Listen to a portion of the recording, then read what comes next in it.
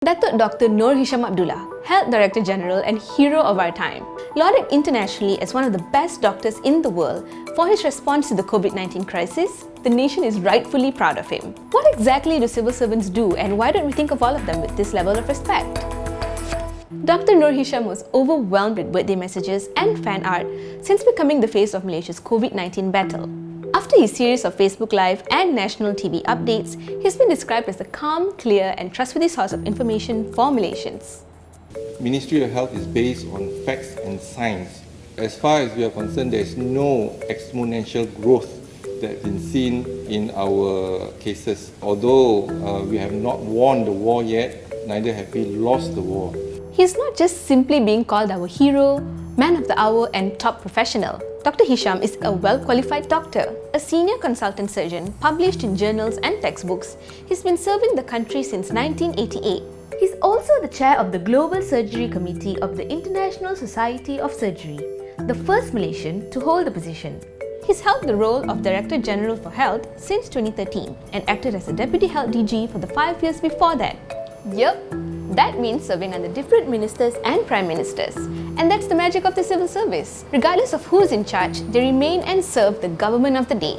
At least, they're supposed to. The federal constitution says civil servants include the army and the police, the judicial and legal services, the education service as well as federal, state and joint public services.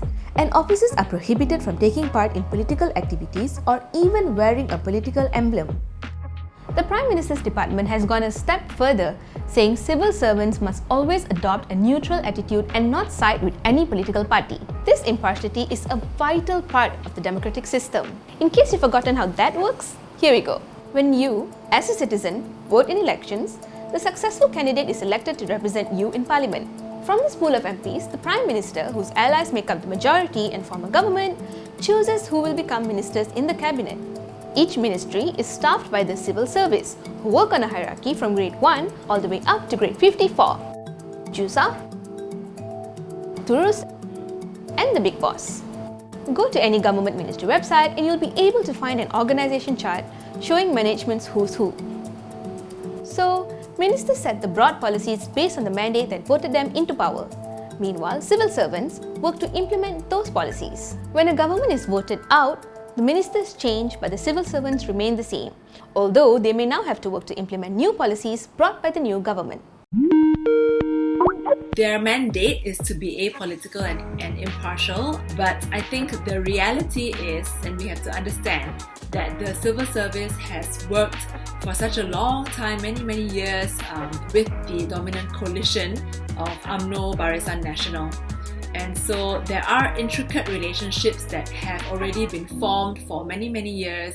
One clear case of how the civil service was used, or rather abused for political ends, is when the Perak state government change took place. Saya ingin memaklumkan bahawa Barisan Nasional Perak kini mempunyai majoriti ahli Dewan Negeri untuk menubuhkan kerajaan. 3 of the state assembly persons from the Pakatan Coalition crossed over to Barisan Nasional and caused the collapse of the Pakatan Rakyat government. There were elements of the civil service, for instance the police, who was used very much to prevent the Pakatan representatives from even entering into the state government building. That's also when you realize that there are different administrative jurisdictions where the police clearly falls under the federal government mandate. Public Service Department Director General Datuk Sri Borhan Dollah echoed similar sentiments when he said, after 61 years under the previous government, any changes to the civil service will be a little slow. The current government is still new while the civil service is set in its ways. Another big issue is corruption, which certainly isn't a word to be thrown around lightly. But statistics from the Malaysian Anti-Corruption Commission show that between 2014 to mid-2019, 46.3% of the persons arrested were civil servants, with offenders spanning from non-graduate support staff all the way to top management. This matters to you and me, because it means that money that is supposed to pay for public services has been stolen. Former Auditor General Tan Sri Amrin Buang estimates that up to 30% of Malaysia's public projects' value was lost thanks to mismanagement and corruption. Over his 11 years as AG, Tan Sri's reports on government spending brought to light all sorts of corruption. Like the 2013 incident when the audit found that money meant for food to feed malnourished children was spent on meals to be served at meetings by 3 district health officers. The sad ending to this tale is that the same AG recently admitted in court to amending the 1MDB audit report because, in his own words, in this particular case, there was no choice. I was under pressure to do the amendments. The question I think to ask is the problem systemic or is the problem individualistic? And my answer would be that it is a systemic problem.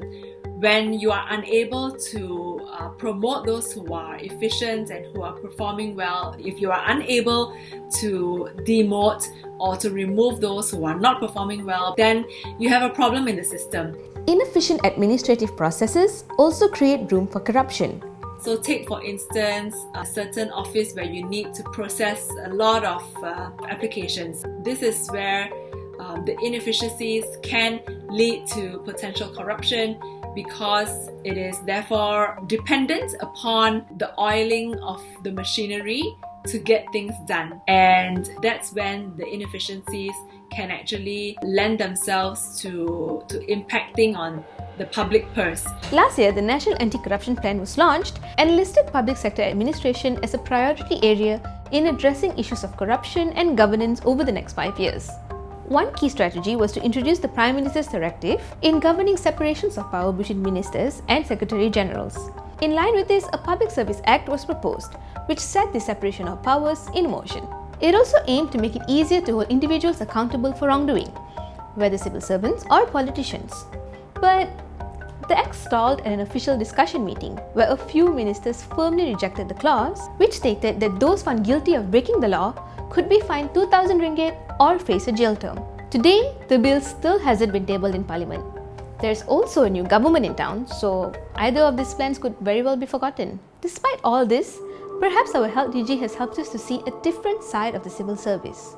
People are starting to realize that civil servants can be very capable, they can be very neutral. Many of their hard work should be applauded. I think people should also start to realize that civil servants are actually very, very powerful. Putrajaya, yes, can make that decision, but the Director General, the Secretary General, and the heads of departments of all ministries would be the ones who meet regularly, who decide upon how a certain policy that's been approved at the cabinet level will be implemented at the bottom. Politicians need to be able to secure the cooperation and the trust of civil servants if they want to make sure that the entire government machinery is working smoothly and is working to the benefit of that political coalition.